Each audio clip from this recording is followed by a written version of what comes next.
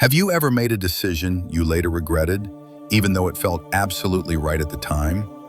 Have you ever found yourself convinced of something, only to discover the evidence completely contradicted you? Or perhaps, you've wondered why perfectly intelligent people can see the same facts and arrive at wildly different conclusions.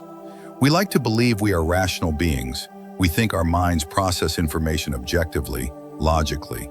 But what if I told you that your brain, this incredible organ designed for survival, is constantly playing tricks on you? What if much of what you perceive as reality is actually a carefully constructed illusion built by shortcuts and biases you don't even know exist? For centuries, philosophers and early psychologists hinted at the mind's hidden distortions. But it is modern cognitive science that has laid bare the fascinating, sometimes frustrating, truth. Your brain is a master of deception, not out of malice, but out of efficiency. It takes shortcuts to save energy, to make quick decisions, to navigate a complex world. These shortcuts are called cognitive biases. This isn't about being unintelligent or weak. This is about understanding the fundamental wiring of the human mind. This video is for you if you're tired of making the same mistakes, if you want to see the world more clearly, and if you're ready to peel back the layers of your own perception. Because when you understand why your brain tricks you, you begin to reclaim control over your thoughts, your decisions, and ultimately, your reality. Get ready to challenge everything you thought you knew about your own mind. Let's dive in the hidden architecture of human thought and discover how to outsmart your own brain. Common cognitive biases. So if our brains are designed to trick us, what are these tricks and why do they happen? The truth is, your mind relies on mental shortcuts, known as heuristics, to make quick judgments without expending too much energy. Most of the time, these work perfectly, but sometimes they lead us astray, becoming cognitive biases. Let's start with one of the most pervasive, confirmation bias. This is your brain's tendency to seek out, interpret, and remember information in a way that confirms your pre-existing beliefs. Imagine you believe a certain political candidate is dishonest. You'll instinctively pay more attention to news stories that expose their flaws and dismiss anything positive as propaganda. You're not actively trying to be biased. Your brain is just being efficient, reinforcing what it already knows. This makes it incredibly hard to change our minds, even in the face of overwhelming evidence. Next, we have the anchoring bias. This is when your brain relies too heavily on the first piece of information it receives, the anchor, when making decisions. Think about negotiating a price. The first number mentioned, even if absurd, often sets the stage for the entire discussion. Your brain latches onto that initial anchor, pulling subsequent judgments towards it, whether it's the price of a car or a salary negotiation. Then there's the availability heuristic. Your brain loves information that's easy to recall, often because it's recent, vivid, or emotionally charged. This bias makes you overestimate the likelihood of events that are readily available in your memory. For example, if you see a lot of news about plane crashes, you might think flying is more dangerous than driving, even though statistics prove the opposite. Your brain isn't doing the math. It's going with what's most available in its immediate recall. And let's not forget framing effect. How information is presented, or framed, can drastically alter your perception and decisions, even if the underlying facts remain the same. Would you rather undergo a medical procedure with a 90% success rate or one with a 10% failure rate?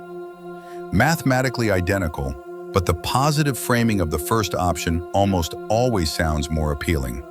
Your brain reacts to the packaging, not just the content. These biases aren't just academic concepts. They influence your daily life, from what you buy, to who you trust, to how you interpret a simple conversation. They shape your reality, often without your conscious consent. But recognizing these common tricks is the first step towards navigating them. In the next part, we'll explore why these biases exist, and more importantly, how you can begin to outsmart them and make more rational, objective decisions. Stay with us, because understanding your brain's hidden agenda is key to true psychical freedom.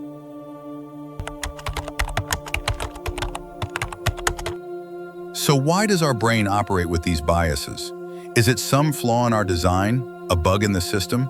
Not at all. These cognitive shortcuts emerged as evolutionary advantages. In a world demanding quick decisions for survival, our ancestors couldn't always afford the luxury of deep, logical analysis.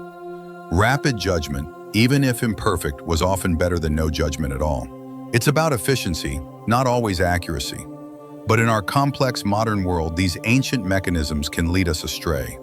They lead to miscommunications, flawed decisions, and even deep-seated prejudices. Now you might be asking yourself, am I always biased? Is there any way to truly think objectively? Or perhaps, how can I even know when my brain is tricking me? These are crucial questions, and the answer, according to Jungian psychology and critical thinking, lies in awareness and self-observation. Just as Jung spoke of making the unconscious conscious, recognizing your shadow, and understanding the persona, the first step to outsmarting your biases is simply knowing they exist and being vigilant for their presence. Here are some questions you can ask yourself to start spotting these mental traps. Why do I believe this? Is it because I genuinely weighed all the evidence? Or because it simply confirms what I already wanted to be true? Confirmation bias. What's the initial information I latched onto? Am I giving too much weight to the first figure or idea presented? Anchoring bias. Is this truly likely or just easily remembered? Am I overestimating a risk because I just saw a dramatic news story about it, rather than looking at broader data? Availability heuristic? How would this information feel if it were phrased differently? Am I reacting to the positive or negative spin rather than the core facts? Framing effect. This practice of self-inquiry, of stepping back and observing your own thought processes, is a powerful antidote to unconscious manipulation, both from others and from your own brain. It's about developing an internal mastery, a deep lucidity. If this deep dive into how your mind works is making sense to you, if it's empowering you to see yourself and the world with new clarity, then there's a simple yet powerful action you can take right now. Like this video to send a signal to the algorithm that this content is valuable. Subscribe to Psypedia and hit the notification bell so you don't miss our upcoming explorations into the depths of the human mind. Share this video with someone you believe needs to hear this message. Someone tired of feeling controlled by unseen forces. Your share helps this crucial knowledge reach more people who might be struggling just like you, offering them a key to their own psychological freedom. We've explored how your individual brain can play tricks on you, but what happens when those individual biases interact within a group? This is where the landscape of mental deception becomes even more complex and often more dangerous. Our need to belong, to be accepted, and to avoid conflict can lead us down paths we might never take alone. One of the most powerful forces at play here is groupthink. Coined by psychologist Irving Janis, groupthink describes the phenomenon where a group of well-intentioned people makes irrational or non-optimal decisions that are contrary to the best evidence and what is obviously good sense, because they prioritize conformity and harmony over critical evaluation. Imagine a team brainstorming ideas. If one dominant personality expresses a strong opinion, others might suppress their doubts to avoid rocking the boat, even if they have better ideas or foresee problems. The desire for cohesion trumps objective analysis. Closely related is the bandwagon effect. This bias causes you to do or believe things because many other people do or believe the same. It's the everyone else is doing it so it must be right mentality. From fashion trends to investment bubbles, the bandwagon effect can sweep individuals into collective delusions, where the sheer number of adherents validates the belief, rather than any logical proof. It leverages our innate social programming, and in today's digital age, with rapid information spread, its influence is magnified. Consider also the in-group bias. This is the tendency to favor your own group over others, leading to preferential treatment and often negative perceptions of outsiders. Whether it's sports teams, political affiliations, or social cliques, This bias makes us quicker to see the good in our own and the bad in others, clouding our judgment and making genuine understanding difficult. It's a fundamental part of tribalism, deeply embedded in our social wiring. You might be asking, how can I avoid being swept up by these group dynamics? How do I stand firm when everyone else is moving in one direction? Or, does this mean I can't trust anyone or any group? These are vital questions. Recognizing that these social biases exist is crucial because our intelligence and good intentions alone are not enough to protect us. The pressure to conform, the desire to belong, and the unconscious sway of the collective can override individual logic.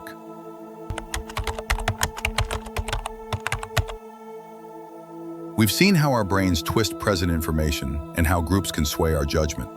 But what about the past? What about our memories, those anchors we rely on to define who we are and what we've experienced? The unsettling truth is, your brain is constantly rewriting your personal history, and it's doing so with its own set of biases. Consider the misinformation effect. This occurs when your recall of an event is altered after exposure to misleading information. Think about a minor car accident. If someone later tells you they saw a stop sign when it was actually a yield sign, your memory might subtly shift to incorporate that false detail. It's not a deliberate lie. Your brain is simply trying to create a coherent narrative, filling in gaps with readily available, even if incorrect data. This can have profound implications, from eyewitness testimonies to personal relationships, where our shared past might be more a blend of narratives than a singular truth. Then there's hindsight bias, often called the "I knew it all along" effect. After an event has occurred, we tend to overestimate our ability to have predicted it. When a stock crashes or a relationship ends, our brain retroactively constructs a narrative where the signs were obvious all along. This bias protects our ego, making us feel more insightful than we actually were. But it also prevents us from truly learning from our mistakes, as it obscures the genuine uncertainty that existed before the outcome. And perhaps most subtly, there's the self-serving bias. This is our tendency to attribute positive events to our own character or actions, but negative events to external factors. If you succeed, it's because of your talent and hard work. If you fail, it's because of bad luck, unfair circumstances, or someone else's fault. This bias is a powerful mechanism for maintaining self-esteem, but it can severely distort our perception of responsibility and hinder personal growth, preventing us from seeing where we genuinely need to improve. You might be asking now, does this mean my memories aren't real? Can I even trust my own past experiences? Or if my brain is constantly changing my memories, how can I ever truly know myself? These are deeply unsettling questions. The fluidity of memory isn't about deception in a malicious sense, but about the brain's continuous effort to construct a coherent, often self-flattering story of our lives. It's a dynamic process, not a static recording. This narrative self is essential for our identity, but it's crucial to understand its malleability. In the next part, we will move beyond simply identifying these biases and begin to explore practical, Jungian-inspired approaches to mitigate their influence. We'll discuss how cultivating self-awareness, embracing discomfort, and integrating our shadow aspects can lead to a more authentic and less biased perception of ourselves and the world. Stay with Psypedia, because true freedom begins when you confront the ions within. A path to deeper awareness. If our brains are constantly constructing and rewriting our reality, and if our social instincts can lead us astray, does this mean we are forever slaves to our biases? Absolutely not. While we can never eliminate them entirely, they are, after all, fundamental to our cognitive architecture. We can significantly mitigate their influence. The path to a less biased perception begins with conscious effort and a commitment to radical self-honesty, echoing the very principles Carl Jung championed. Jung's concept of individuation, the process of becoming whole and authentic, integrating all aspects of the self, conscious and unconscious, provides a profound framework. When we shy away from uncomfortable truths about ourselves, those unacknowledged parts, what Jung called the shadow, gain power over us. Similarly, When we refuse to see our own biases, they operate unchecked, directing our lives, and we might simply call it fate. So, how do we begin to outsmart these built-in deceptions? Embrace discomfort and seek disconfirming evidence. Your brain's natural tendency is to seek comfort in what it already believes. Confirmation bias. To counteract this, actively seek out information that challenges your views. Engage with people who hold different opinions, not to argue, but to genuinely understand their perspective. As Jung implied, true liberation often comes from facing what hurts or makes us uncomfortable.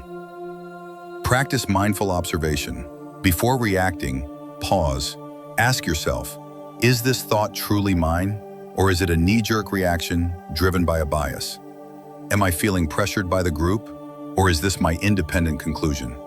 This inner stillness, this conscious choice not to react automatically, is a powerful act of sovereignty over your own psychic energy. It is in silence that we can truly listen to ourselves without the world's interference. Cultivate humility and question certainty. The more certain you feel, especially in complex situations, the more likely a bias is at play, e.g., hindsight bias. True intellectual strength lies in acknowledging the limits of your knowledge.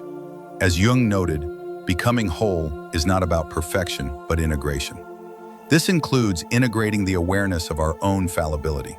You might be thinking, this sounds hard, it means I have to constantly question myself and others.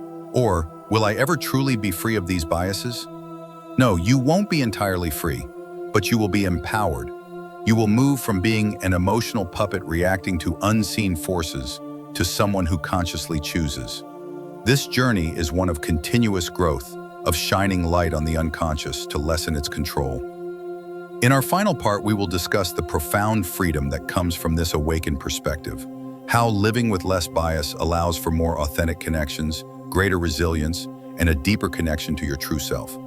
The journey continues, and your presence here means you are ready for the transformation.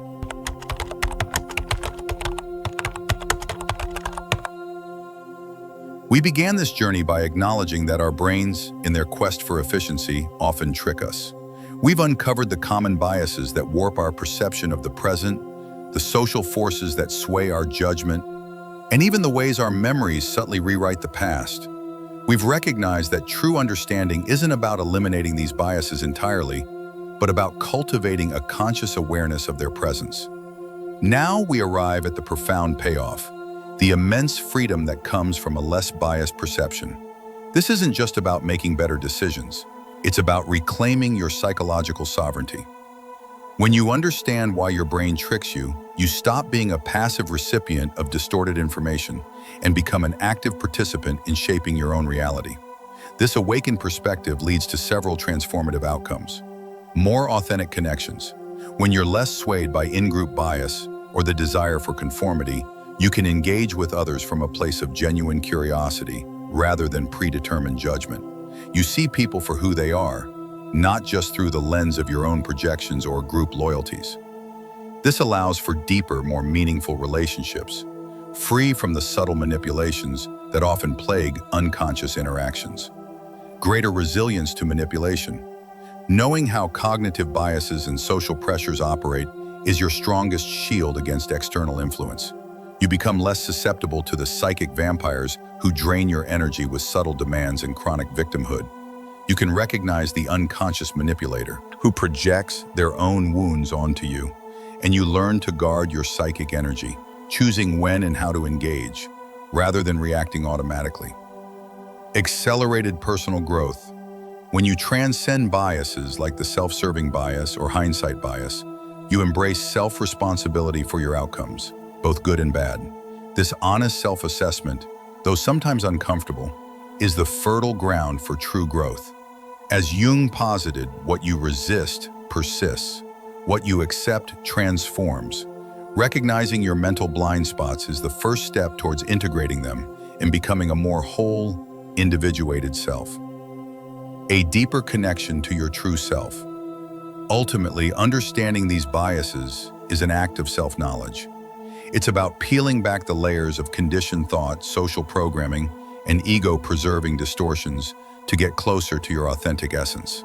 This is the heart of the individuation process, a continuous journey of becoming truly you, unburdened by illusions. It allows you to inhabit the depths of your being, where silence and stability reside, even amidst the world's chaos. This isn't about becoming perfect or emotionless. It's about cultivating a profound clarity, a lucidity that allows you to feel deeply, think critically, and act intentionally. It's about moving from a state where your brain tricks you to a state where you understand its mechanisms and consciously choose your path. This is the promise of Psypedia, to equip you with the knowledge to navigate the intricate landscape of the human mind, to challenge illusions, and to embark on your own journey towards psychological freedom. The weak shout, the strong remain silent, and the wise choose when to speak, and more importantly, when to observe, internalize, and truly understand. And speaking of understanding, your journey with Psypedia is just beginning. In our next video, we'll dive into an even more captivating aspect of the human psyche, the power of archetypes, unmasking the universal patterns that drive your life. You won't want to miss how these ancient universal images silently influence your personality, your relationships, and your destiny. What other mysteries of the mind are you curious about? What psychological topics do you want to discuss and uncover on Psypedia? Let me know in the comments below. Your suggestions help shape our explorations. See you in the next one. Peace.